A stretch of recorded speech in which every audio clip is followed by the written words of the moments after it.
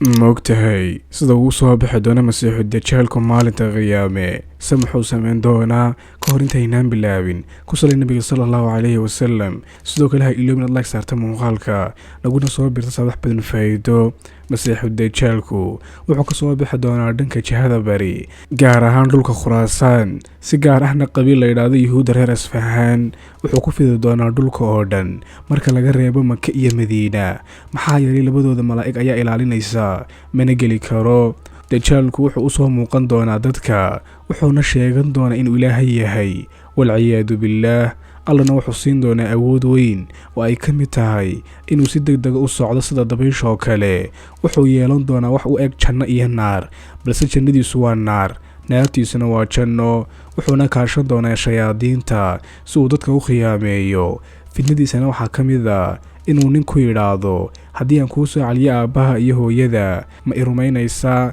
ninkuna waa ogolaanayaa markaas ayay shayaadiintu u imaanayaan iyagoo isku ekaysiiyey waalidkii waxayna ku odhanayaan raac isaga waa rabbigaaye haddaba daawade adiga su-aal haddii aan ku weydiiyo hore muu ogeyd qaybta kommentiga hoose iigu sheeg ha iloobin inaad falow noo saarto youtube iyo facebookka brofailka saaranna